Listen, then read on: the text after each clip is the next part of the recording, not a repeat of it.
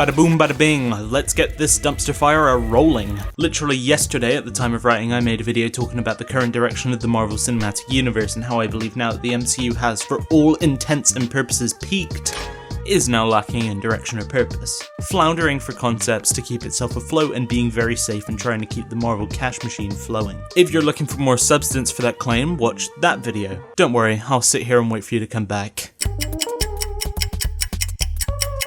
Oh hey, how you doing? I was just saving this seat for you, settle in man. Among my group of friends I've maintained a pretty adamant position that Marvel will not be exploring the concept of the multiverse very thoroughly in the MCU. Loki introduced the concept to us and was essentially the little elevator pitch for the multiverse's inclusion in future MCU projects. And I thought it was wasted potential. I alluded to it in my last video, but I don't believe that the literally endless and incredible potential of infinite realities all branching off of the thing we know should be relegated to one kind of basic and surface level episode. I mean, we got to see some of her Lokis and get a glimpse into the crazy variant timelines of the MCU. The best part of the episode though was when all the Lokis sat around and talked about all the things that happened in their universe and how they came to end up where they are and who they are. And I was like, yes, that. More of that, please. It's such an incredible idea that I love seeing used in anything, and is a breeding ground for interesting and creative storytelling, so when I heard that Marvel was making an anthology animated series revolved around the concept, I said, huh, neat. And then went on with my day. Ramble, What If is now out, and I thought it was okay. What kind of an intro is that, you ask? Well, it's one of neutrality. As much as I'd like to big some response up to YouTube clickbait levels, I honestly can't bring myself to have strong feelings of hatred or the nicest, most positive thoughts I could muster. It's just kinda fucking white bread. Good, but it's not reinventing the wheel, and I can only take so much of it before I get sick. What If has some genuinely really good episodes, but equally it has ones that weigh it down or aspects that I'm just plain not a fan of.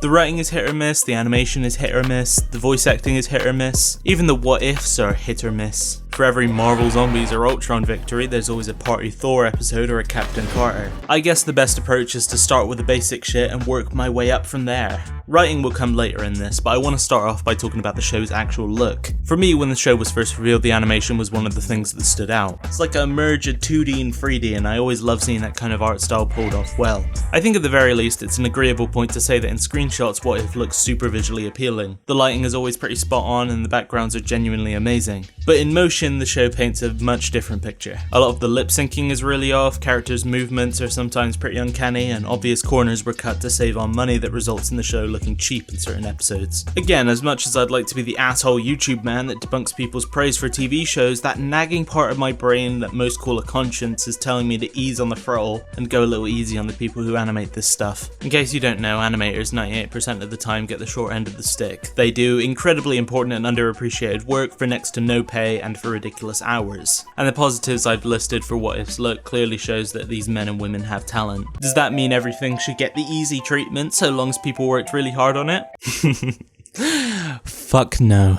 I will happily rip and tear into any hard-working schmuck so long as it boosts up my own confidence. You can put your blood, sweat and tears into your movie, but that's not going to change nothing when the end product is a bloody, sweaty pile of cow shit.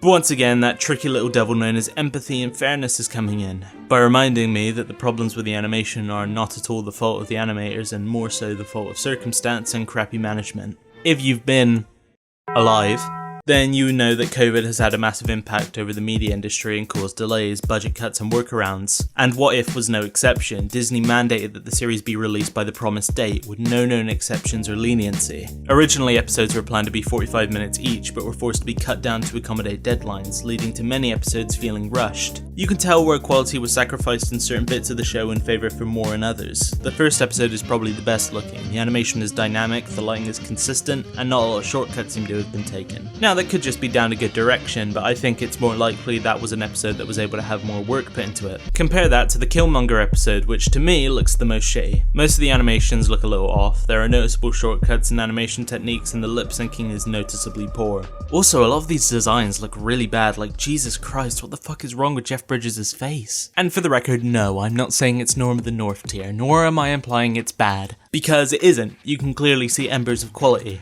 I think the best descriptor would probably be uncanny uncanny. Something about the show's movement adds an element of unease, as though what you're watching doesn't match up with what you're hearing, which the 3D works against in that regard. Ironically, the commitment to that smooth and loyal aesthetic results in the show being less believable. If we lived in a happy dream world, I would have proposed having the animation be more choppy, or making the models more stylized to remove the uncanny feeling. But when you get down to it, I'm not an animator, and I'm not naive to the fact that the solution is not that simple. But it is something I at least think is worth pointing out. Moving on to another topic though.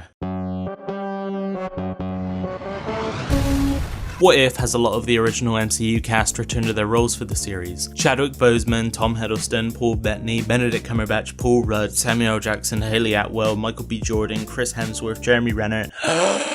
The list can go on.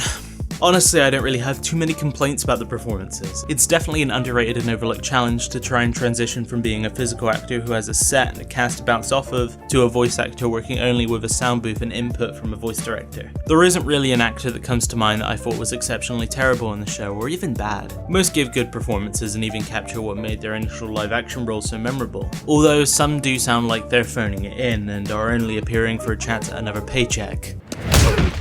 Looking at you, Jeremy Renner. Not cool, guys. Main thing I want to talk about is a few of the sound-alikes. Not to seriously rate their performances because most of them sound fine. A lot sound nothing like the original characters, which I think is kind of funny. Lake Bell gives a surprisingly faithful and cool performance as Black Widow, and during a lot of her scenes I forgot that Scarlett Johansson didn't reprise her role. Like, it genuinely sounds really good. But yeah, that's about it for voice acting. Pacing and flow be damned. Let's go on to writing. What If is an anthology show, each episode literally taking place in its own self-contained universe, and as you can expect, some are definitely better than others. A part of me wants to go through each episode and give a brief rundown and review, but I have nowhere near the patience required for that, and most likely neither do you. Part of What If's problem was that a couple of its episodes felt like a waste of its premise and put nothing in me but boredom and the desire for it to be wrapped up. And I don't want this video to be the same thing. So I'll just group together some things, as me talking about each episode would result in a lot of repeated points. The first two episodes of the show sucked. I know people like the T'Challa Star-Lord episode, but me personally, I thought it and the first one were worrying signs of what the show could possibly become. Both take the very boring approach when it comes to multiverse stories by pulling a, what if this character was that character? That's What If's first two episodes. It doesn't sell me at all on the idea that each universe is unique when your pilot is essentially the cliff notes of a movie with a couple of roles switched out and vague plot points being slightly different. Peggy Carter isn't a character I care about much, detached from her relationship to other much more interesting characters, and this episode didn't really sell me on her any more than her dementia-ridden screen time did. Episode 2 felt like more of the same, but only slightly better. Captain Carter felt like a recap of the first Avenger with a few alterations and a new coat of paint, whereas episode 2, giving credit where it's due, doesn't rely on rehashing Guardians of the Galaxy. It does at least attempt to show how one alteration affected the universe in such a noticeable way, whereas with the pilot it just kind of felt like you chose to save Doug instead of Carly. The Doctor Strange episode was surprisingly great because it built upon a character flaw with somebody we knew and added it on top of a small alteration. The episode didn't feel forced or muddled, it felt natural and like a believable scenario and features one of the best endings out of the whole season. I don't expect every episode to be bleak, but I'd be lying if I said there wasn't a correlation between the dark ones and the episodes I liked. Because the more grim the circumstance, the more I liked it, which consequently is why I did not like Party 4. I get it, it's comic relief, but that kind of thing just isn't for me. I much prefer to see fan favourite characters be eaten or die from shoulder injuries. If I see a single one of them partying or having a good time, then I'm gonna be sat with a big frown on my face. If I didn't mention a specific episode, that's probably because I didn't care about it, or in the case of Marvel Zombies, just didn't have the time. Like I said at the beginning, What If is very white bread, vanilla, plain, kind of nothing show. Not super good, not super bad, just kinda in the middle. You want more explanation, or a more succinct way of putting it? Here you go. It's okay. This week's wrapped up, so thank you for watching. Socials in the description, so go fucking see it now, or I'll be very angry. Comment your disagreements or thoughts on the show if you have any, and have a good one. See ya.